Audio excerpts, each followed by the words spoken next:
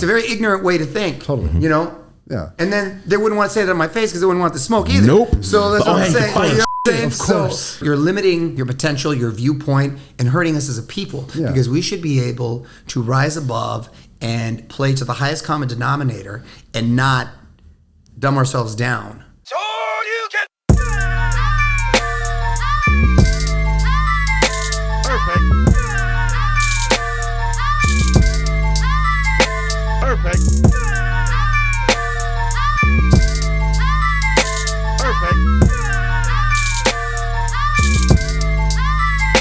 Perfect. What's up, guys? I am Thomas Dope as Yola, whatever you want to call me. This is the Dope as Usual podcast. I am with my co-host Marty O'Neill. What's up, guys? Guys, today, since season 1, we've been talking about maybe one day. Today we have actor, author, and host of Access Hollywood. This is Mario Lopez.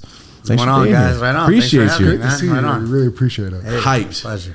Stoked, man. Sorry, I just want to get that out of there. This is the most organic booking of all time, directly from an episode to social media to just you responded and we connected and we just a G. Yeah, you for coming slid my through. DMs, right? Is that what Not happened? even. We just put out a video of Thomas professing his love to you. Right on. That's my guy. Hey, man. That's my guy right there. Hey, I don't have a lot of examples growing up, dude. I like it. Yeah. So I was gonna say this. I'm very explicit and whatnot. I wrote this as if I was like, he would not say this on Access. We've said it many times. Like Mario Lopez wouldn't say that. I can't say that. I got to be more professional. There you so go. I actually wrote these questions like pretty cohesively. He's Usually it's never just been all more over prepared. the place. Like we did TED Talk. I haven't seen him so prepared Right? since TED Talk. Exactly. I respect that. Exactly. Okay. Wanted to make sure we're getting going. Good And for you, you. you just posted today, so I'm gonna get right into it. Blank Slate. Yeah. So you're doing another game show, and when does it start? Yeah. So for those who may not be familiar, Blank Slate is a game show that I'm hosting and producing on the Game Show Network, which is a space I've always wanted to get into because I love games. I like board games. I like game shows, and that's why I really like hosting. To be honest, is because hosting is essentially being yourself, making sure everyone's having a good time, and you kind of keep the vibe going. Yeah. And so I feel like I'm the same way, whether I'm hosting game nights at my house, you know, having carne asadas, just having people over, or doing a television show, or Access Hollywood, or my radio show. On with Mario on iHeart, by the way. What other plugs can I get in? No, and then I got it actually. I got it coming up. And then Blank Slate's the new one. It just premiered this last week, and it did really well. It's doing really well, which I'm happy about. But that's based on a popular board game, which is kind of like a little like Match Game. You have fill in the blank questions, and you partner up either with your homie or wife or whatever the case may be. We've seen all kinds of different pairings, and then we partner a comic with them, and you try to guess, you see if you have the right answers, and if you have the right answers, they match up, you get points, whoever has the most points wins.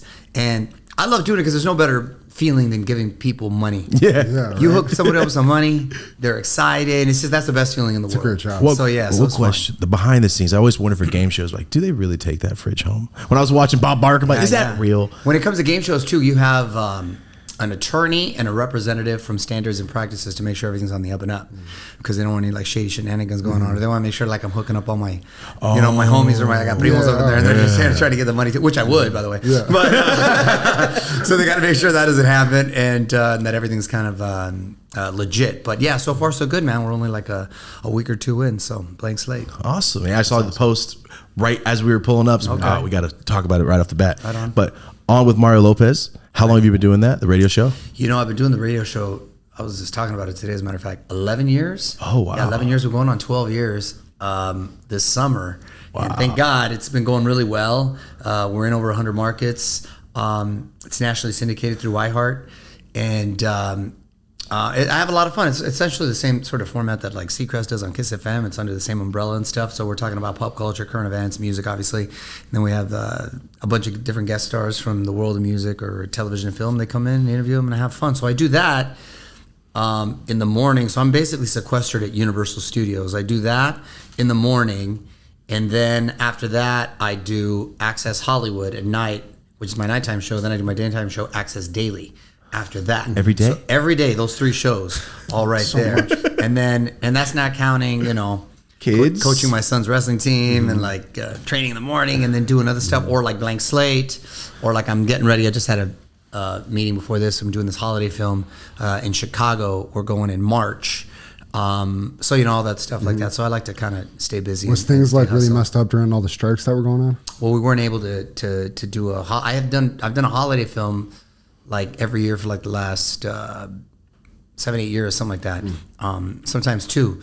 Because you get older, you start getting into that space, right? Like I'm a dad, I got kids and stuff, so I'm doing Christmas movies, You play the part game perfectly, shows and all though. that. So, but those are fun. I like those, and there's a lot of fun. And we were in New Mexico, Nashville. We've been kind of all over the place, but we're coming up. We're going to be in Chicago, which is a lot of fun. The radio show is cool though, because it was funny because as it started to grow, they wanted some sort of female presence, and we tried out different female hosts to so they can read all like the feminine products and all that, whatever, just to make it a little bit more authentic. So when they came in, the audience didn't like it because they tried to give me a hard time, and they were like protective. They didn't like it. So I had my wife come and just kind of for fun, and she would like bust my chops and give me a hard time, but then the women loved it. So the dynamic worked. Yeah, they like when I'm like, well, I don't be working my wife every day. That's not healthy for the marriage. So I said, if we can like pre-tape maybe for the week, a couple days a week, so she only comes in 2 days a week. Okay, that I can roll with. That's cool. That I go. So yes, I know she does it with me now, but it sounds like she's there every day.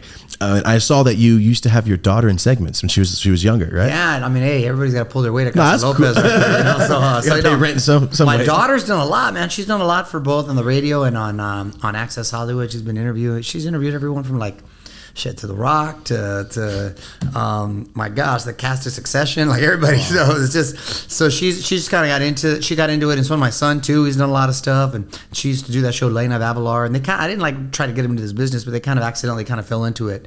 And my son's doing a little movie and stuff this summer. Nice. But, they got all their activities right with school, and he wrestles and does jujitsu. That's his main thing. He loves to grapple. And then my daughter does like gymnastics and competitive cheer and all that. My other little guy, he's now wrestling, doing jujitsu. Straight dad stuff. Yeah, straight that's dad him all day, every weekend. That's what's up. 4 That's games a week or a weekend, Yeah, no, a that's- day actually. The weekends get me all consumed. Yeah, I'm trying to knock another one out. My wife's like, hey, chill Right? out. So- We were just talking about this before you right got before here. you walked in. Is that right? She's one. Is that right there? So you shooting blanks or what? No, he's got 3 kids. Oh, you already got 3. Yeah, got 3. I got 3 as well. I think Okay. nearly the same age as Ariana's 15, right? 16. Yeah. 15. Okay, hey, good for you. Question: being a Mexican and you, for all the stereotypes and whatnot, you waited a long time to have kids. You did not have that's kids funny. in high Yeah, school you're right, like you're my right. entire town. No, exactly. So, You're exactly do right. you think that choice was beneficial for you? Because I still don't have kids because I'm just Good for you. I don't have the time yet. Yeah. I still got stuff to do. Thank God I don't have any kids. At least I you didn't know of. I think I know all the ones I have right now. At least they would have popped up at this point. I think at some point. No, but, I think they would have been and pretty much got the dimples and Man. that's it. No, I mean, growing up, I was always because I'm from Chula Vista, so I'm the border town right there, right next to Tijuana, and I'm a first generation kid. My parents, San Diego, right? Yeah, right past San Diego. Like there's San Isidro, Chula Vista, right there, and there's Tijuana. And my parents are from a place called Culiacan, Sinaloa, and they're very blue collar folks. My mom worked for the phone company. My dad worked for the city, so they didn't know anything about the show business, but they wanted to keep me busy and out of trouble because I was a hyper kid. I'd already broke my nose, and I was already like it's funny because I just did this blood test for some health thing we've got to do the segment, and they tell you everything. They took I don't know how many vials of blood, but anyway, you're clinically you got ADHD and you got this, and I was like, well, I could have told you that. But so when I was young, she put me in a bunch of stuff to keep me busy and out of trouble because you could have gotten a lot of stuff. So especially down where I was growing up. So I was like the only dancing, wrestling, karate, theater kid that I knew. So every day I had So you've been on the schedule. a class. Yeah. And she jam-packed the schedule, and it worked because I didn't get in any kind of real trouble other than talking too much in class or stupid stuff like that. But I didn't get in any real trouble, so I was busy. And I think being busy, and then I couldn't even kick back at home. Like my dad, if he saw me chilling on the couch, Get up and do something. cabrón aquí, and then he put me to work. I dig a ditch, and the ditch didn't even need to be Did done. nothing. He just wanted. He just did. Hey, and if a friend of mine spent the night, he put their ass to work too. So nobody wanted to kick into my house because everybody had to put to work. Yeah. So I think since I was a little kid, I always had like a strong work ethic because of my dad, and that for the most part wanted me to. I was ambitious, so I didn't have. I mean, don't get me wrong. I like girls, but I was trying to be cognizant of not knocking anyone up. Yeah. To answer your question. Yeah. Oh yeah. The best response. Right. A 3-minute. Try not to knock nobody out. Yeah. So did they have you out like auditioning too? What was that? Did they have you go into like auditions and stuff? Oh, so she got me involved in a bunch of different things, and then somebody came up to my mom and said, I think they saw me like at a play or dancing or something, and she said, hey, you ever thought about getting him into like print work? My mom was like, what's that? And that's, you know, when you see magazines and you see like little kids and you know, the Target stuff. Yeah, exactly. Target, what happened. And she's like, no, but you know, he reads well and he's not shy. You know, you were small when I was this like happened. I was like 9. I was like 9. So I was always like reading. Well, I didn't necessarily comprehend it, but I could read at an early age. And I wasn't shy. I always like was kind of like outgoing. She's like, yeah, you know, shut up, why not? So then she signed with that local agent.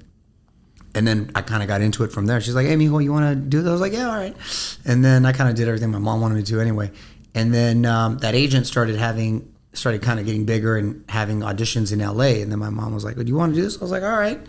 And then she started taking me on auditions. And so, you know, everything that I am or have or will ever be is I owe it to my mom and my dad too. Because, you know, Chula Vista, that takes you about 2.5 hours, almost 3 hours to drive up here for like a 5-minute audition. You got to drive back. They did that all the time. And my dad, when he would take me, and sometimes even when I would work and stuff, or if I had a couple back to back in the day, we stayed at all the ghetto ass hotels right there in Sunset, where were like $40. And I remember I was like 10 years old. I used to see like pimps beating up their chicks right there. And first time I ever saw a naked chick too, like her dress went up, and I was like, oh damn. And so different life over here. Because I didn't care, I was with my dad, so I felt safe. But so they just, you know, they got me into it, and once I got into it, then I kind of fell in love with it. I wasn't one of those little kids like, oh, I want to be on TV. I was never that kid. I was happy doing whatever. But once they did get me into it, and I'm like, you get paid for this? Oh, you can make money?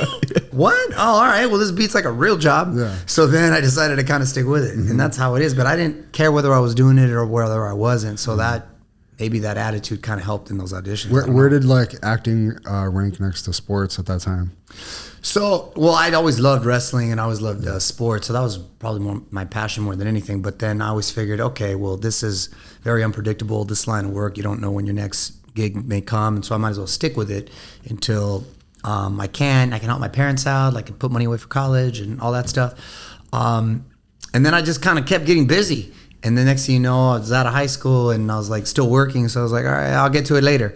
And then I never got to forced up. Yeah. Well, a priority thing. Like, I love sports, but this is going to pay me. Yeah, exactly. And then, you know, because growing up, I thought, okay, I'll help my parents make enough money to get into college, and then I'll figure out what I'm going to do. But I was fortunate enough to kind of just keep working. Yeah. So, Kids Incorporated. Yeah. Was that your first bigger thing? Like when you go to school, I'm like, hey, I saw you on TV. No, the first thing I did is a big thing called A.K. Pablo when I was 10. It was on ABC.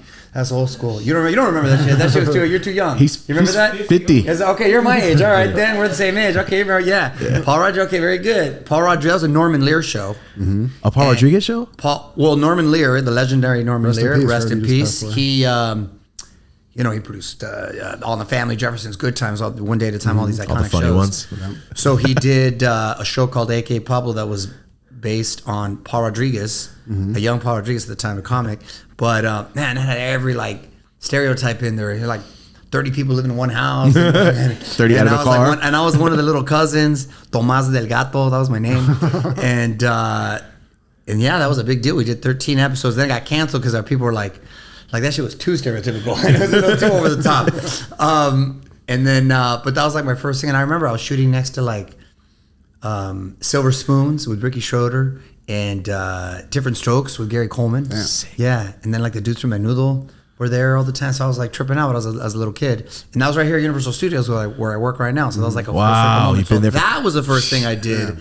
And then after that, I got Kids Incorporated, which was like the Mickey Mouse Club, if you're not familiar with it. Exactly what I said, the Mickey Mouse Club before. Everybody really sang and danced and played the instruments, and I played the drums, and I danced right there. And that was cool because to this day, that's probably the hardest job I ever got. We had to learn 3 dances and I don't know how many songs a week. I did that for, 3-4 years? And like Fergie, Stacey Ferguson was on that show. This is like middle school. No, I was 10, bro. Oh, you were 4th, 5th grade. I was 10. So then she was on that, Martika, Sean Patterson, Jennifer Love Hewitt. Like they had like a lot of good people. Hey, it is a Mickey Mouse Club before it. Yeah. Yeah. So from Kids Incorporated, one of my favorite movies ever, how do you get into the most gangster movie of all time, Colors? Oh, Colors. You know, it was a trip about Colors. So we did that, what was that, 1988, 87, 88. Dennis Hopper was the director, and that was with Robert Duvall and Sean Penn. I was supposed to be Felipe's brother, if you remember. The one that threw the rocks at the car? The one through the rocks of the car. But I was too tall to play opposite Trinidad Silva, my brother. For some reason, I was like, "That's a small guy." Yes, he's a little guy, and because I was like a tall, skinny kid. And then I was like, "Oh, damn," because I had read the script. I was like, "Oh, this would be pretty badass to be in." But the director ended up kind of liking me. He said, "Hey, you know what? But I want you to be in it anyway. You could be like Felipe's friend." Hold this Uzi. And I said, "All right." So it came out. Now I remember because Sean Penn, because at the time Sean Penn was married to Madonna, and she used to come to the set, so I'd see that. And, man, and we had a lot of like everybody, like we had a lot of real fucking essays come out right there. Dudes from like White Fence, 18th Street. They even jacked some of the camera equipment. Oh, and so I remember we had to shut down for a little bit to jack the equipment. I'll never forget that. And we shot that right here in LA. Yeah. I remember Ice-T when he came down and did the song. He did it. I am a nightmare walking psychopath talking. I remember that. So yeah, it was dope. Once in a while, a comes out. I was like, oh damn, this shit still holds up. Still dope. It's still kind of dope. No matter what, it's still Don good. Cheadle was on it. So yeah. So I trip out when they play. Oh, that's right. It was the crib. Yeah, that's right. So was Damon Wayans. He's over tweaking with the bear. Oh, there was a lot of stars. You're right. A lot of dudes in that. Yeah. I just remember I was a kid. I'm like, all right, Dad, I'll watch Color.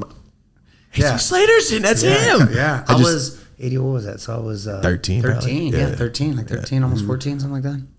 Damn. And Saved by the Bell had already kicked off. If you're No. I A just couple did it years after later, that. right? Yeah. And that's when the big break comes for AC Slater.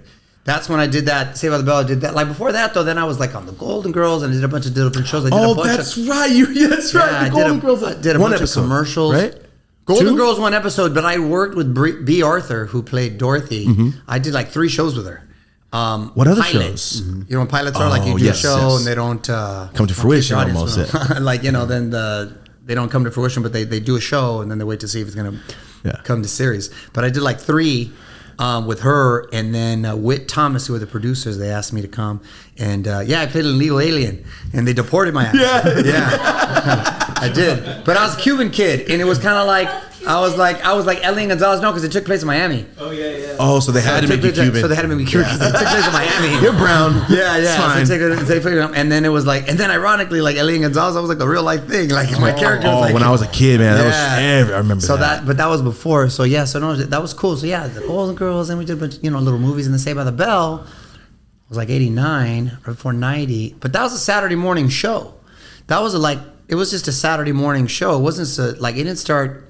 So it was popular for Saturday mornings. I remember when we beat Bugs Bunny in the ratings. That was a big deal. Man. Wow. But then when it got into syndication, that's when it really took off. Oh, I didn't And they realize. started playing it. Dude, that shit was 35 years ago now. Yep. Yeah. No, I'm old. So that shit was 35 years ago. I'm about to be 35, and exactly. It's still on. Still holds up. No, dude, that was funny because that's supposed to be for little kids, like little kids, Saturday Was it? morning. Yeah, Was it Saturday the morning. breaking the fourth wall? Is that why it was more kiddish? Well, it was supposed to be real kiddish. Well, they did that because of Ferris Bueller. Remember, like, Oh, of when course. Ferris Bueller Get out of did here. that? Yeah. Go home. Yeah. Malcolm in the Middle stole that from Zach Morris. So I get it. Yeah. So that was for little kids, and then it tripped me out that like other people that weren't little kids were liking it. I mean, the girls were fine, so maybe that was It maybe helps. that was a big reason and stuff. But Like it was kind of already done when it started taking off in syndication. Like you weren't really so active in it. yeah, we weren't already. It was interesting. But then we went back and we did like the college years, and then we did I like a didn't few realize movies and that. stuff. But it was all Saturday morning, and so it's funny because everybody was like, "Hey, dude, that shit's been on for all that time. Dude, you must be loaded this and that." Dude, we didn't make shit. We didn't make any hardly money on that stuff. We were making like $1,500, which is a lot for a 15-year-old kid. Wait. mind you. I'll say by the bell. Saved by the Bell. That's it. So we didn't. So $1,500. So trip out on this, and then my parents, like I told you, blue collar. So then we still had to come up here, get an apartment, or my dad's ghetto ass. We get a hotel. We were staying, and then by the time I was kind of almost breaking even. But my parents wanted to do it just because obviously the experience, and I get to have something on the resume and do all that. Yeah. So no, I didn't make any money. We didn't make any money. Like the on whole that. time. Well, it went up a little bit. I think I got up to like 3,500. Oh, you know what I'm saying? But it wasn't like Friends. What? You know what I'm saying? No. We ain't making no Friends kind of money or anything like that. So it wasn't like that. So that's why people always that no shit. I wish that wasn't the case. But I'm grateful and appreciative that I did it. But we were young and a lot of the time, and then it was just Saturday morning. Within the situation was what it was, and I still wanted to sign up for it. So yeah. Is it standard? Like we're all was No, that was catching the bad problem. deal? Is that wasn't a problem, but just the fact of the matter is that it was the first of its kind. It was the first live action show in sitcom on Saturday morning. So like I said, they were paying cartoon money. It wasn't like Disney Channel now. Yes. Or Nickelodeon. Yeah. Or you're right where they got a ton of 100%. they didn't have that. Gotcha. Where they got a ton of shows. Yeah. And just lined up and they're getting paid kind of real money. It wasn't that. So yeah. I just watched it on loop. They just played it in bricks when I was a kid. yeah. I just watched it till it was done. Yeah, so that's a deal right there. I did not realize that. One question. I was a kid, but I didn't realize that Slater doesn't speak Spanish. Well, he wasn't Mexican. I He was get it, but everybody supposed- comes up to me, you'll speak Spanish? Man, I need to learn Spanish for that shit. But as a brown dude on TV that can speak Spanish in real life, I don't speak Spanish. I'm the only person in my family that does it. Nobody taught me. It's not my fault. Nobody taught me. My mom's Jewish. Anyway, as a Spanish speaker, because Mexicans, when you go, oh, Spanish, no, like, Yeah. that's what I get. Gacho. Yeah, every time, like, got you too. Yeah. No, but he wasn't. Here's the irony, because I'm like 100% Mexican. However, a lot of the roles I played, they weren't Mexican, and they just kind of casted blindly. It's brown enough. He was supposed to be. My character was supposed to be Italian, and he was supposed to be like Vinny Barbarino in Welcome Back, Kotter. Okay. You know what I mean? Later on, they decided, oh, you know what? We never really established ethnicity, and then when I was in college, I discovered that my last name was had a Z in it. I forget what it was, Sanchez or something like that. And then all of a sudden, I'm like a Mexican. But the whole time growing up, the whole time on the show, I was supposed to be Italian. It said it in the I script. had no right there. idea that. I just saw a brown guy. I'm like, my dad. It looks like my dad with the hair. Yeah. Yeah.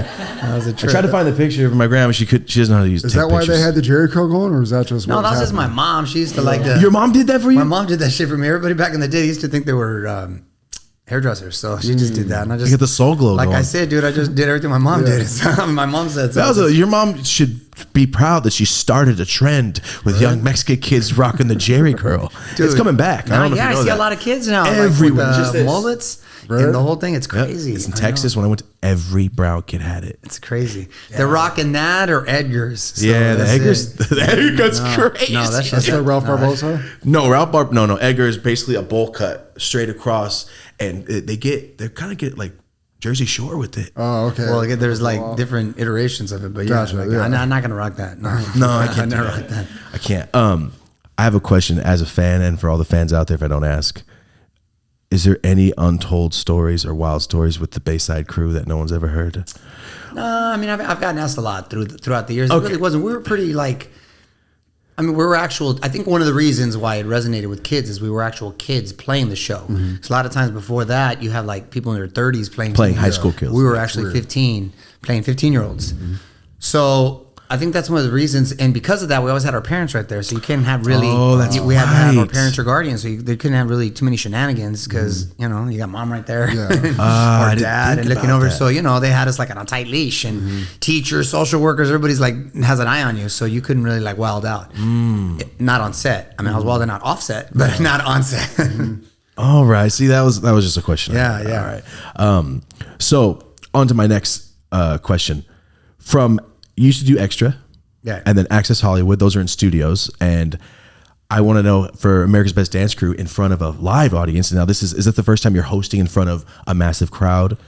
Continuously? I got into hosting when I was like 18. I did a show called Name Your Adventure, and that's when I kind of fell in love with it. I did that for a few seasons. Then I kind of did the male version of The View called The Other Half with Dick Clark. We did that for 3 seasons, and then 9/11. We debuted on 9/11, which is crazy. Bad timing. Talk about bad timing. And we still managed to go a couple seasons, but it was hard to kind of recover. And after, obviously, it changed the world and all that. So I had hosted in front of a live audience a lot. This is probably like your generation for the ABDC or America's Best Dance Crew, which I had a lot of fun doing. And when I go to Vegas and I see the Jabberwockies, I was like, hey, that's cool, man. I'm glad to see them do well and stuff. So you're the one that introduced them to the world. Yeah. Now they have what is it? what is it called? Residency, right? Residency, yeah. It's pretty wild, man. I mean, when I was in high school, everybody had a mask and thought they could pop and lock. Yeah, they're from San Diego originally. Are they really? Yeah. I had no idea. Yeah. Oh, okay. So was there a moment where you're like, I'm going to stop trying to pursue acting and start just trying to like be a presenter and a host? Well, when I got out of high school, I think I was still doing Saved by the Bell for another year or two. And then I was like, well, like my dad said, I don't want to get a real job. I want to keep kind of trying to do this. But then you come into the point where people sort of stereotype you and they see you in a certain way, and then you're the kid from the high school show. Mm-hmm. So it's hard for them to kind of, I mean, that's like a real thing. It's hard for them to typecast. Yeah, they typecast you. It's hard for them to see you outside of that. Mm-hmm. So I said to myself, well, I don't want to just be pigeonholed and wait for the phone to ring and just rely on someone's opinion of me to see if they believe me in a certain role or what have you. So I said, I don't want to just act. I said, there are no rules, so I want to get into hosting. I like hosting, so I started leaning into that. Did Broadway. I want to start doing plays, started doing that.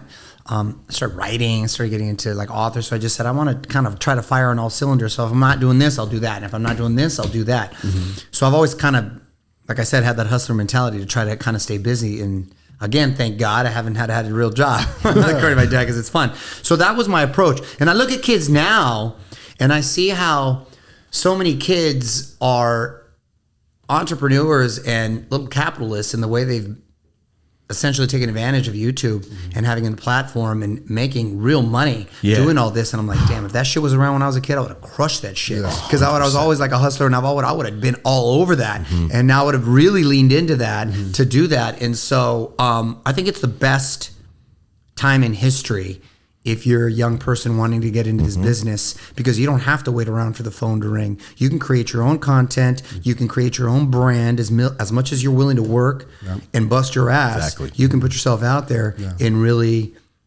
serve an audience and monetize it. So that's what I think is great now. You can obviously do the traditional and try to root and get an agent, do all that, but now there's so many different platforms. I wish they had that when I was a kid, but they didn't. But I try to do as much as I can without those sort of platforms. So that's how I got into hosting and doing all that other stuff. Yeah, like we said, I started off in my house with a grow room. Well, there you go. Exactly. You guys are a good example. Exactly. Oh, before this, just me doing YouTube for years. That's how I got the follow, and that's when we started the show. Right. It was a grow light from a grow room and a phone. Like, it's just as much as you want to work. Exactly. As much as you want to work, edit 20 hours. Who cares? I'll edit all my own stuff. And it took 8 to 10 years, but it worked. And I think that's what it takes. Exactly. You always see the dude that's 30, you're like, what were you doing for 10 years? I've been working for 10 years trying to get this off the ground. Right. So it's not an overnight. You have your own fan base, and it's not just like attached to like a network that could just go away at some point. It's just so personal. Exactly. So it's great. No, I think like right now it's better than ever. And again, you guys are a case in point. So thank you. Appreciate that. Hey, what's up, guys? Just taking a moment to talk about one of our sponsors, and this is Raw Papers. As you know, Raw is the official rolling paper of the Dope as Usual podcast. So before we get started, shout out to Raw. Thank you so much for supporting the show. But guys, I want to get into this right here. I know you're staring at it. This is brand new. This is insane. It's very rare. If you can get your hands on it and you try it, please let me know what you think. 20 to 30% thinner. Josh sent it to me the other day and I asked him, what is the difference? He said it's the thinnest rolling paper you've ever seen. You can't lick it too much because you will take the glue right off. He said this is for the experienced roller, the connoisseur. This is to taste what you're smoking. 100%, this is just the vessel, and it's the thinnest vessel you could possibly have. Coolest looking pack I've seen in a long time. My first love was the king size Raw, and then it was organics, and then it's the blacks, and now it's these. So once again, if you get your hands on these, please send us a comment. Let us know how you liked them. So once again, thank you guys so much for supporting Raw. Thank you to Raw for supporting our podcast, the official rolling paper of the Dope as Usual podcast. Thank you guys so much for watching. As always, thank you for supporting the brands that support us. Back to the episode. My cousin Jojo, he just won a state champ wrestling recently, nice. California. Out in Merced?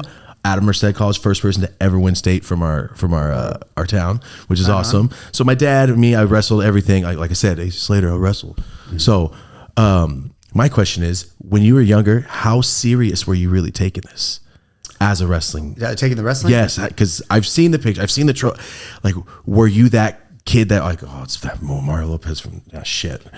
Because I didn't know that kid's name was Randy Tackett, and when he walked in, go, oh, what weight class he's going to be in. He's going to school everybody. To do that between driving back and forth from that's basically the thing. Mexico and LA from your whole childhood is insane. Yeah. No, that's why, again, man, I owe everything to my parents. And I was serious about it, but I was busy and I had other activities, but I was busy, but I was serious. And fortunately I still managed to do pretty well and I loved it. And I think it implemented a lot of the attributes that I have. The thing about wrestling that I always loved, because I tried to play team sports too. I was like baseball and I was like football, but when you have an audition or a show and you have to bounce, you can't do that to your team. It's not fair to them, right? Because you need to have that cohesiveness and the chemistry going on. But when you're in an individual sport, even though there's team element, all you got to do is beat the guy out in your weight class.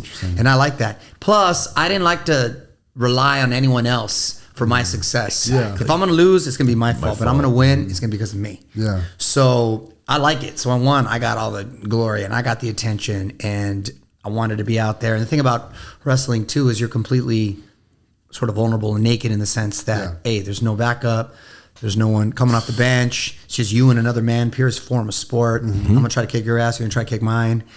And you learn to be physically tough, mentally tough. You know how to problem solve. You know, like I tell my boys, if you've wrestled, everything else in life is easy. It's probably, I played football, played everything. It's the hardest thing. Conditioning, everything, rolling, everything is just it's the most strenuous thing you could think of. 2 minutes, and I'm done. It's like playing a football game. Well, would you say, like, as far as MMA goes in the UFC, is wrestling and grappling the strongest attribute you can have versus like all the different like facets of MMA? I would say it's the best foundation. You obviously need to be comfortable and familiar and try to get as much training as you can in all aspects. But if you look at just the champions in history, even now, John Jones, Henry Cejudo, and Khabib, and the list goes on and on. They were all wrestlers. And then they learned how to strike, and then they learned jiu-jitsu. And then I think having that as a foundation, because it's very aggressive too. It's you naturally have to attack. So you're not being passive at all. So I would, maybe I'm a little biased, but I would say yes. And I think a lot of those guys would agree too. And it's still in me. Like I trained this morning, like I do jujitsu. I even compete once in a while. It's fun. Like, I try to show my kids, like, hey, you're never too old to set goals for yourself. The picture of you with that giant black eye and then you're on camera later that day is insane. No, I know. And I broke this finger earlier and, and so they don't, it's kind of frowned upon, and, at work. But I transitioned, like I still box. I was boxing a lot too because I didn't do that. My grandfather used to do that. And I used to do smokers, which are like 3-round fights over Freddie Roach's Wild Club, and I still do that. I'm gonna spar tomorrow, as a matter of fact. I said I would. I said I would slow down. My wife wanted me to slow down, but I'm like, it makes me feel alive with your face all the time. Yeah, no, I got 16-ounce gloves and I got headgear when I did, but still, I mean, you still get locked. But I jack myself up there. That's a more explosive sport. So I tore my rotator cuff. I've torn my Achilles. I've torn my biceps. Did you get surgery for that? Yeah, fool, this whole thing came off. What are you talking about? The whole thing, all these, I had to get major surgeries, broke my fingers and all that. And I'm like, I don't know, when my body's completely broken down and decrepit, then I'll start playing golf. But no, it makes me feel young, makes me feel alive.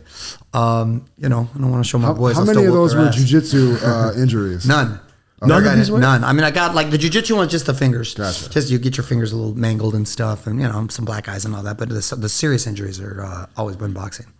So one thing I always thought of was with you really wrestling in high school, and then I watched Saved by the Bell this morning. Am I wrestling AC Slater? What is happening?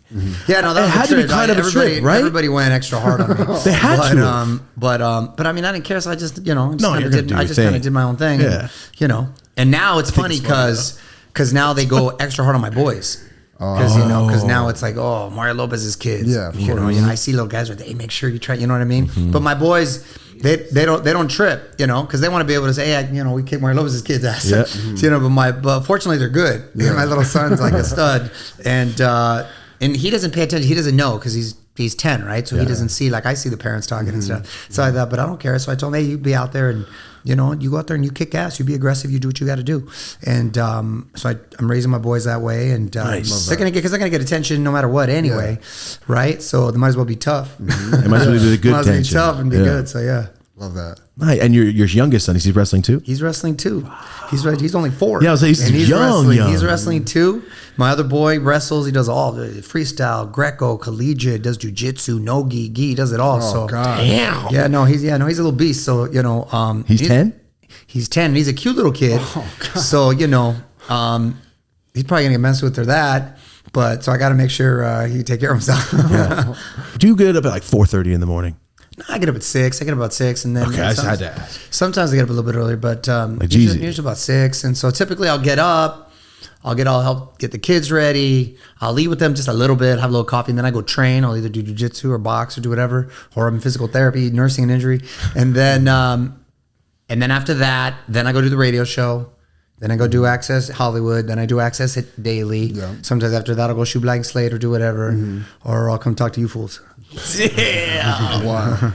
Well, I mean, I went to the doctor this morning. I'm trying. There you go. How many times we say, like, we just got to get up like American Psycho? Like, I do 1,500 push-ups. Well, it was like our number one fan question, basically. Like, what's his tip? What's his secret to, like, looking so good after so long, basically? Like, how does he not age? Thanks. No. It's funny, man. I don't know what I feel. You get asked that every day. I got some oily ass skin. It's like you put a fried piece of chicken on my face, and I got some oily ass skin. They say that. I don't know. I always like to say though, I drink a lot of tequila, so it's like embalming fluid. Got some here. Oh no, believe me, I'll get Casa Azul. I like that one too. Yeah. I got my own, but I don't discriminate. Oh yeah, you do. You have your own. Your own tequila. What's it called? Casa Mexico. It's really good too. We just came out with a Cristalino. Oh, I should have brought some more, dude. Oh, dude, we'll get on the show, man.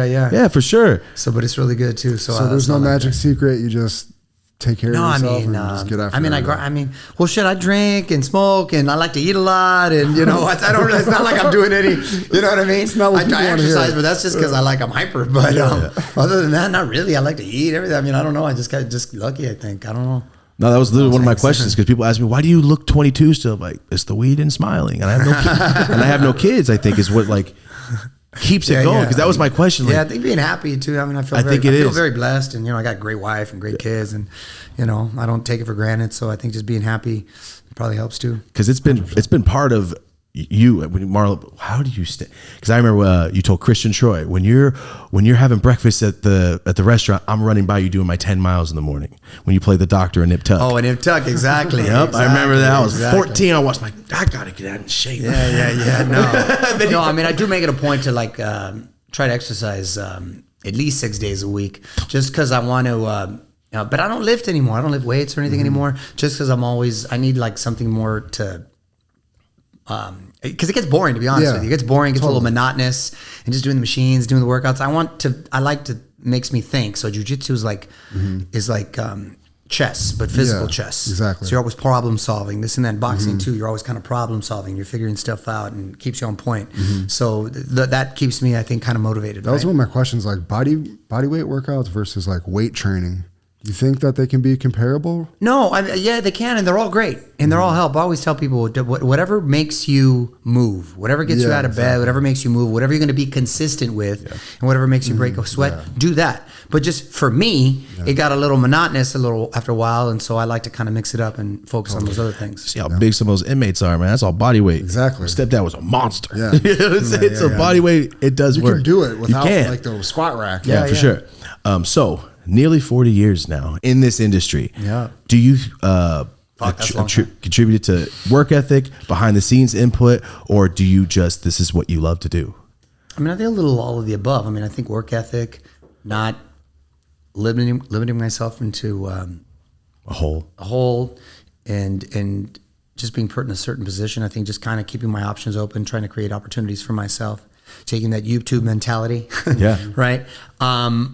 And like I said, whether it's I'm singing and dancing, or I'm hosting something, or whether I'm acting, or whatever the case may be, I just kind of try to keep my hands in a bunch of different buckets and stay as busy as I can. When I got the opportunity to work with Dick Clark, he became a friend, and he had a big influence on me too. And he's like, you got to look at yourself, Mario, as a brand, and I think you should lean into the hosting, because acting is here, it's to other people's discretion.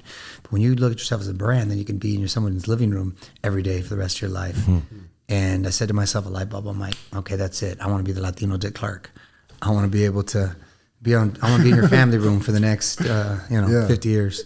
Wow. No, we said it recently. Right? Just trying to beat Jimmy Kimmel, man. I just want to take a spot There you when I'm go. older. There you That's go. literally what we said. So one of my questions is, I'm super explicit. I'm trying to tone it down. We had Fluffy here, and he goes, "Bro, you got." That's my boy. Yeah, we're working on a project together. Right? Really? Yeah. We had him here recently. Yeah. And he's like, my key to my success is I'm clean. I used to be filthy, but you can't be in everyone's home and just dropping F-bombs. Exactly. So, what is your advice? Because you just said I'm trying to be the Latino Dick Clark. Well, thank you. And I didn't mean to interrupt you. No, you're good. But that's exactly it. I want to appeal to like everyone. Like I don't know who those fools were that were talking about. They're questioning me if I was Mexican and stuff. Yeah, because I was like, motherfucker, I grew up by Tijuana, and like, you know what I mean. I probably know more Spanish than your ass. You don't even speak. So I don't know who those guys were, but it bothers me because unless you're like, hey, vato, like, they think that you're not, and that is so awful. It limits you. It's ignorant, and you want to be able to appear in everyone's home. Exactly. That's why when people ask me my political affiliation or why don't you talk about this, why don't you be like, hey man, Nope. I don't want to alienate. I don't want to alienate anyone. I don't want to give anyone the reason to change the channel because they don't like my viewpoint. Exactly. You know what? I'm in the people business. I want everybody to be like, hey, you know what? I don't know how Mario thinks, and I like that. And people have told me that before, so I want to be cool with everyone. Now, like I'm vocal about my faith. I'm a proud Catholic guy, and I know they say you're not supposed to talk about religion, but God wants you to. I don't go talk about it, but if asked about it, I will respond. And I am proud of that. But when it comes to politics, I'm like, no. In causes, that's all you, player. Yeah. You do what you think is best for you. You do what you think is best for your family. Who am I to tell you? Yeah, Anyway, exactly. I think a lot of the actors is like, hey, well, they're on a high horse. And what is that? I go, what? Why am I going to listen to you? You know what I mean? So you do what you best is your for family. I try to take care of my family. I want to do what's best for my kids. I try to give back to my community. I was a kid growing up in the boys club. I give back to the girls and boys clubs. We're proud to say we've raised millions of dollars in doing that. And I think if more people took care of their home first and their community, we'd be much better off as a society. All these virtue signalers and trying all that, I ain't about that life. Well put, man. Yeah, that was beautiful. That's how I'm just trying to build everybody. Why do I have to? I just found out what Republican Democrat was recently, so I just don't care. Like, because like they could love you forever and go, oh, he's a Republican. I'm changed. I don't like Mario Lopez anymore. Yeah, exactly. It's so dumb. That's why I'm just, exactly. I'm just like, hey, well, you do you. Yeah, our show has the same approach. Like, we're a fun place to hang out on Mondays. Yeah. So we'll have people in here like, oh, they're going through some drama in the news. I'm like, I'm not going to talk about that. Yeah, Yeah, I'm trying to get them to leave going, that was fun. Yeah. I don't feel stressed out at all. It's a good attitude. That's the whole point of the show. We're not Jerry Springer like, bring out your dad. We're not going to do that to anybody. Well, it's funny you say that because when I'm doing interviews too, I don't ever want to be that salacious guy or like that, oh, gotcha moment. Because then that's going to get around. People are going to know. And then I think when you just have that conversation and you're a good listener and you kind of follow up on what they say, they end up divulging more than what they want anyway. Every single And they time. end up kind of giving more, and you end up getting like these sound bites and all that. And I wasn't even intending on going there, but they went there because they felt comfortable. Yep. Because you have that certain approach. You just had that happen in the most giant way last episode. This kind of leads into one of my questions. We had actor Jake Johnson on here last episode. Yeah. We had this clip. Oh, I saw that clip that his mom sent him, or the dude, like, he was going to... It was insane. He shot up a place, or was it... No, a plane went down or No, something? he was in school and his mom's like, you're not going to school tomorrow. I have a bad feeling. So he's like, all right, I won't. And then some lady came and shot up a classroom. Yeah, they shot up there. Yeah, exactly. That's So something in like 2 days, this clip's gotten like 15 million views. It's between unreal. Instagram and TikTok. Yeah, I remember that. And the conversation is so, like, I didn't realize. It's so divided. The idea of intuition and premonition and a mother's instinct and all And religion that, like, is all mixed. We've never had a post go, like, have this much conversation over it. Where do you stand on, like, intuition or, like, the supernatural, superstitious kind of things? Well, I'm a little bit of a believer in this sense. So when I was a kid, when I was a baby, I was born 8.5 pounds, right? And then for some reason, I started losing a lot of weight. Like I got down to like 3.5 pounds or 4 or something like that. Like my stomach wasn't really formed. They thought I was going to die. Long story short, the priest came and blessed me and thought I was going to die. My dad took me out of the hospital, took me to like this bruja, like it's like a witch doctor out by Ensenada, south of the border. And she like whipped up some shit with goat's milk and seaweed and kelp and shit and started to say, hey, put this in his thing and feed him back up. And all, that shit worked. But he'll be on Access Hollywood. Yeah, that shit right don't get, well, I survived. And then I got mad fat. And then I was like, went from nothing and I got, you're seeing baby pictures of me? I look like fucking Buddha, dude. Well, your profile picture, right? Let me Google that For shit real? right here. Yeah, It makes me feel so much then I better. got- He was a fat kid at one point. No, so that It's okay. I was a fat baby. Hey man, I'll take what I hear. And so yeah, and so after that, I'm a big believer. Well, at least I'm a believer of alternative medicine because it worked. I'm a living. So they were example. looking at it like a miracle, basically. Like, wow, Yeah. you just saved his life. So it was basically then it happened. That's what we're talking about Yeah. with Be Real. Or Look at my arms right there. Look how fat I am. Oh damn, you're a giant baby. I was fat. Then I got mad fat. Dude, boy, I have more rolls than I do. Jesus Christ, did you see his arms? Yeah, look right there. Yo, baby arms are the funniest thing to look Fat, at, dude. My mom said she used to have to like spread my and then clean Wipe in between it? there. Yeah. Because they get all moisty, mad moisty right there. Oh. Yeah, dude. Oh, look at this one. I look like a baby Pablo Escobar right there. The shirt I would rock right Shit, now. that shit's great. Yeah, looking right. Yeah, you do look like a little drug Dude, dealer. I have a baby pinky ring and a bracelet. Like it's a real Mexican. Excuse me, yeah, you're Mexican. Yeah. Where's your gold chain? Yeah, I had one. Oh, okay, just making It's sure. under one of them fat rolls. So speaking of another thing, my grandpa save everything. My grandpa was born in Mexico on the streets, so he's that guy. That's Came my here, mom, built yeah. everything. So your first check you ever got that you were doing stuff, and I know they're like, don't spend it on anything. But I know you went out like I've worked for 12 years. I'm gonna buy something. I just wanted to know from the culture of hey, save everything, and you know you're young, you're doing things. You're like, well, I'm making money. What is the first thing you actually did for yourself? I just wanted. I always thought of that. So when you don't have money growing up like I did, and you start making money, you can go two ways. Mm-hmm. Either you get real flossy and you start buying all kinds of shit you don't need, and you're trying to put it out there, or you save it and you're like, oh shit, this could go away at any moment. Yeah. And I don't know if I'm ever going to be able to make this money again. Yeah. That was me. Good. I'd be saving everything. So and from I've a kid. always had like that kind of frugal mentality. I mean, my dad was like that. My dad would, walk around and shut up all the lights and shit. I do- So, you know I what do I mean? still. And so, yeah, I do. So now I'm that way. You know what I'm saying? I do And so too. you gotta grow up that way. And so that it just, I was like, damn, I turned into him. But I don't really buy anything splash wise, like any splash. I'm just thinking of a 21-year-old Mario Lopez. But you know I'll what? tell I'm you gonna the go. stupidest investment I made. The stupidest thing I did, but I had a damn good time. I was 19 and I invested in a club in Tijuana. Oh. On Revolucion and what was it? Sex Revolucion? It was on Revolucion. You ever been down there, like with all the bars and stuff? I've been down there, but underage, so I was just my grandma. Well, everybody's underage. What do you mean? Everybody's not like. Yeah, well, I was like 17. I Because the can't just drinking age is leave. 18, but we started going down like 15, 16. It's so bad when I think about it now. It's crazy. But and then a buddy of mine, Tommy Corona, we bought a bar club in Tijuana. We had fun, but worst investment ever. Worst investment ever. It's the only time like I spent money that was not wise. How long did that last for? Shit, we had it I think 3 years. You know what? It was a years. fun run. Hey, you can't put a price tag on a good time. No, man. All the memories. Yeah. So I have one more question for. You know what? Go for it, Marty. I have. What's up, something Marty? At the end. So one of the main, we ran a lot of fan questions, and one of the, there's like top please. 3 that were like overwhelming. Okay. Is there One any more. any good Dustin Diamond like stories that people might not know from behind the scenes? Any good Dustin Diamond stories? You know, he was a few years younger than us, right? I think we were like, when we were all 15, he was 12. Oh, you serious? Yeah.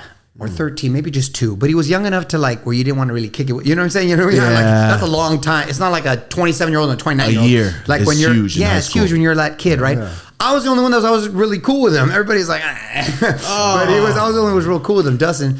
I mean, they were all nice to him, but I'm saying that would like kind of kick it with him or whatever. But we were little kids, so there wasn't any, you know. I just didn't realize because when I'm 10, Yeah, I'm like, yeah. these guys are 23. Yeah, no. We were You know, little that's what you always imagine because they always get guys are 25 playing 18s. Yeah. So you guys were really 15, and that's what real- blows we were my little mind. kids, yeah. You're going to class and on set and go, I have to go to class in real life tomorrow. Yeah, then I went to Chula Vista High School. I was the only one that went to a big public school. Everybody else was either like Private. homeschooled or they went to like private little kind of you know, situations. But I still went to a public high school, so I got to wrestle for my team, do plays, dance, Sick. go to my What a sick childhood. prom and all Yeah. that. So yeah, I always say it's like and we did it in the summertime, so I got to do that because everybody was a minor, Oh, that so they didn't makes want to have to sense. mess with Okay, school. that So most makes of the time we did it in the summertime. All right. So you're working all year round. You're going to school and you never even get your vacation. You're going straight to work. Yeah, but it's fun though. Yeah, no, it's fun. It wasn't like it's fun. And then we saw you just posted up with Zach Morris like 2 days ago, right? Yeah. Pictures? So you guys are still friends, right? Yeah. He's doing this. He busted his balls a little bit. Yeah, I always break his balls. Yeah, the first thing I thought. I know the homie for a long time. He does jiu-jitsu too, so we'll train and stuff. Oh, so Zach Morris beat you up? Yeah. Well, no. Oh no, not you. I looked at Marty when I said it. Don't worry, not you. Yeah. But he's doing some show. I forget the name of it, but it's on NBC. So I had him on my show in Access Hollywood. So I would support and give him love. But yeah, he ironically lives in San Diego now. Mm-hmm. So yeah, so I see him. We had a fan question, and I thought it was too good not to ask. Okay. And it said, "Please ask this: if you could do a celebrity boxing, who are you fighting?" I get asked that all the time. Too. Do you really? Yeah, but I mean, I'd really be boxing out there, so it wouldn't. It wouldn't be really fair unless they had fought with that experience, because it's not like basketball, right? You can get hurt. But I would only do it if my wife would kill me, because I promised her I wouldn't do it more of them. But if it was like for charity or something like that. Well, you know what? What I really want to do, and I'm hoping it happens because I'm a huge fan of his, is they're trying to get me and Tom Hardy to do a jiu-jitsu match. Ooh. He just won. Remember we talked about it? He competes too, but he's one of my favorite actors, and I have mad respect for him for being such a big star that he still goes out there and competes. I think that's awesome. So it would be an honor to share the mat with him, just as a fan, not because I compete for anything. I love the dude; he's awesome. So it would be great to you know what I mean, something like that. Would be a lot of fun. I'd be down for. Have you ever rolled with Rogan or any the comedians? No, not Joe. I know Joe, but I haven't. I'm going to Austin, as a matter of fact, tomorrow, coincidentally. But comedians, what comedians have I? He got the whole world, and especially in comedy, everybody to Texas. To doing the jiu-jitsu. Yeah, no, but I love that he is such a mouthpiece for jiu-jitsu and MMA. So yeah, and he's obviously, and he has been since day one. Eddie Bravo turned the whole world onto it. Right. No, exactly. Yeah. So I thought originally I was too old to kind of get into it, but I got my boys into it because they wouldn't take them wrestling that young, and when I got them into it, I'm like, well, maybe I should just learn it so I can do it with them. And help them. Yeah. Then I started doing it as a class to get into it. And I'm like, oh shit, I still kind of got it. I still get to do this. And then I liked it. I fell in love with it. And so then I started. But if I didn't even have sons, I probably wouldn't have gotten into it, to be honest with you. Just because I thought I was too old, which goes to, again, show you're never too old to kind of get into it. Because I assume, I don't want to throw my back out. I don't know. No. Throw my knees out. I'm 37. You're a kid, dude. I know, but I just assumed that about training jiu-jitsu. I've done the kickboxing and shit, but I've never the kickboxing and stuff in boxing is much more explosive. No, it's much more passive, and it's just a lot more squeezing and you know what I mean. And so no, it's great, and I highly recommend. What level are you at with it? I'm a purple belt at the moment. Oh, damn. So I got brown belt coming up, and then And how many years training has that been? How many years now? How old's Dominic? What is he? 6 at least, 5, 6 or something. But I had timeouts because I still boxed, so I had to take time off when I got all my injuries. So it doesn't really, you know what I'm saying? Every injury was 9 months. So when you're injured, you have to actually work still. Yeah, so. I was at the Emmys and Golden Globes and shit with a sling. The other one I had a boot. All of them, all of them. Yeah, you can Google all that shit and you put it up. I got all injured on all those. Speaking of the Emmys, what was it? The Golden Globes the other day? Yeah, and the Emmys. I keep seeing, I can't find it. It keeps saying Joe Coy not hosting right, made a bad joke. I didn't see anything wrong with it. As a host, what did you see that people are talking about? I didn't see anything wrong with it. Well, first of all, I know Joey, and he's a great guy, and I've had him on my show a lot, and he's very funny. He was put in a tough position because he only had, I think, a couple weeks to prepare, and you're talking about a room with the biggest egos and the thinnest skin. So it's tough to kind of navigate. I didn't think the stuff he said was offensive for his because I watched it. I didn't think so. It's just that they made a big deal about anything. It's just it's hard to joke these days, man. I always say the two toughest things to be right now are a policeman and a comic, because you just can't do your job. You know what I mean? Without people, really it's tough. So, I told him, I said, hey, bro, you're going to have a lot of new material now to go off on talking about all that stuff, but he's going to be just fine. And he's a cool dude.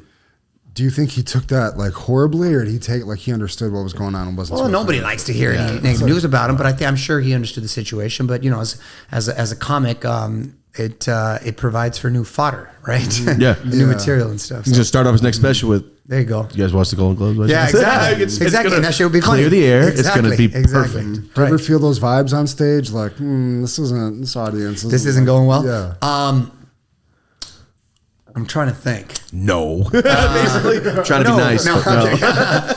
Yeah, fortunately, I don't think so. There's some audiences obviously a little more warm than others, but for the most part, keep it moving. One question also. Are you an only child? No, I have a sister, Marisa. She lives in Houston. She's got 4 kids. She was a probation officer in criminal law, criminal justice. She married some a guy who's a NFL player, and he's a great guy. Oh, no. And so she's got a great life. She's living out there, but there's only 2 of us. That's because my mom had 5 brothers and 5 sisters, and my dad had 4 brothers and 4 sisters.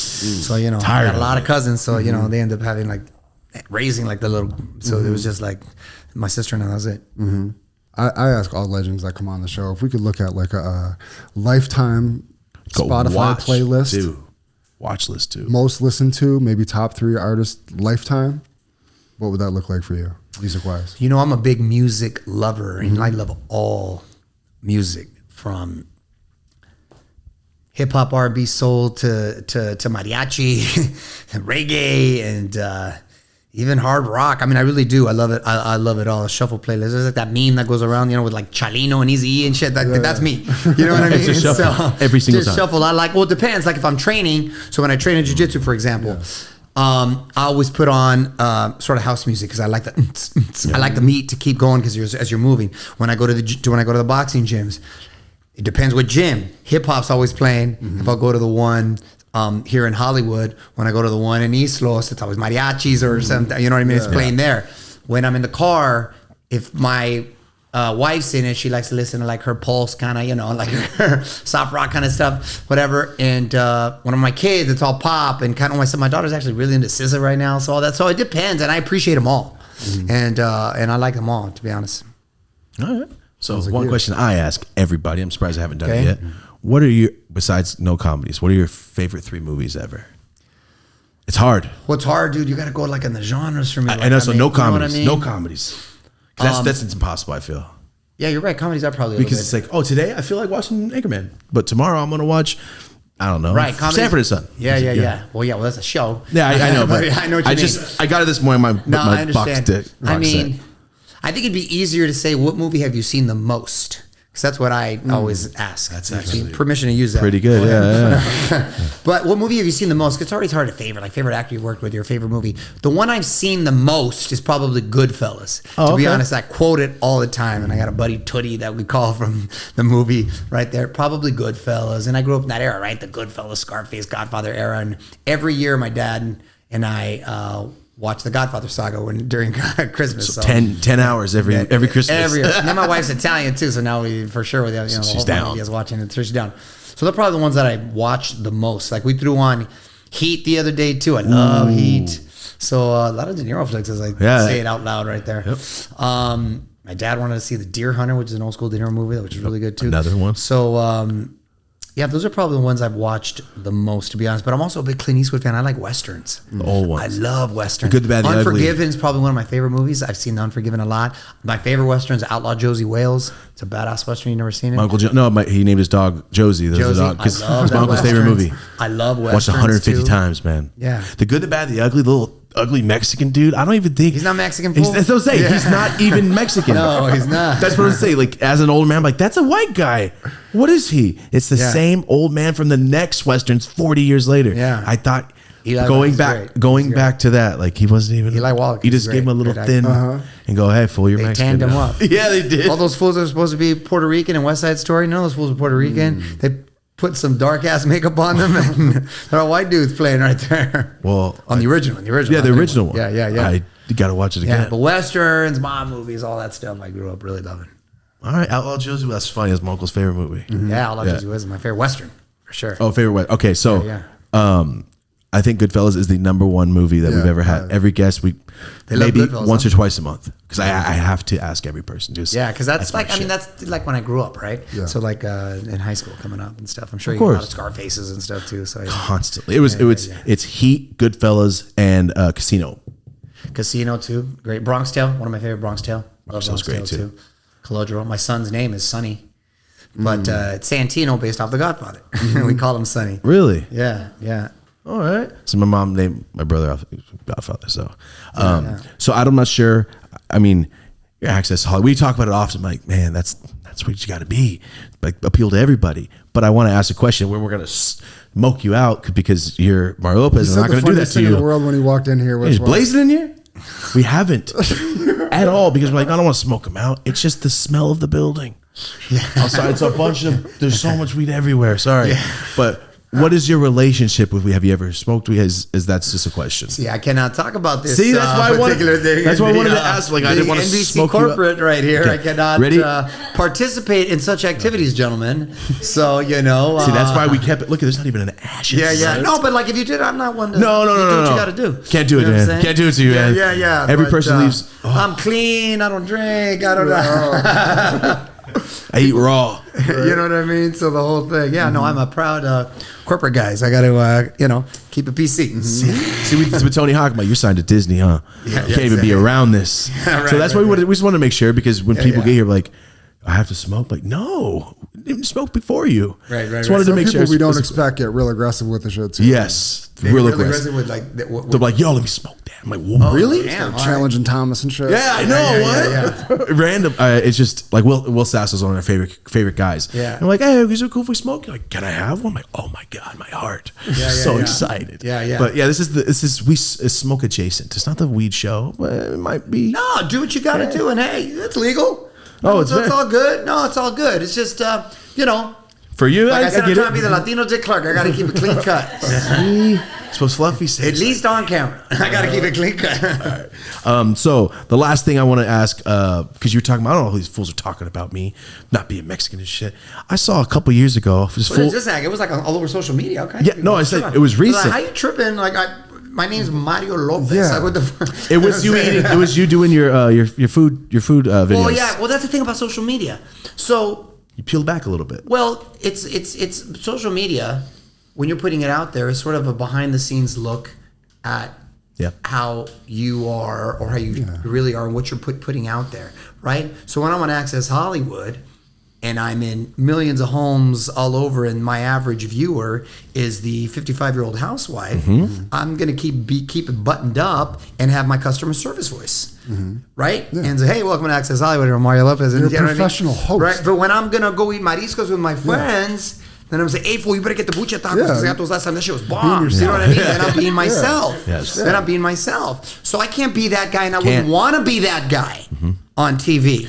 Does that make sense? It would almost stereotype you into something. And they're like, oh, you're not being yourself. Like, oh, I am being myself. There's just why you got it. I'm a chameleon. I'm gonna act. You act different in front of your mom than you do with your friends. I'm gonna act different on TV than I am with, let's say, my wife. Yeah. You know what I'm saying? Or my girl, or whatever the case may be, right? You're going to be different around your kids than you are. You wear different hats in life. It's a very ignorant way to think. Totally. You know? Yeah. And then they wouldn't want to say that in my face because they wouldn't want the smoke either. Nope. So that's what I'm saying. You know what I'm saying? Of course. So it's a very ignorant way to think, and you're limiting your potential, your viewpoint, and hurting us as a people because we should be able to rise above and play to the highest common denominator and not dumb ourselves down to a society. Yeah. Most of those fools aren't even as a freaking hood as, like, you know what I'm saying? They don't know what it is, but I'm smart enough to realize that, I'm smart enough to realize, like, hey, you gotta be out there and look at yourself, and like Dick Clark said,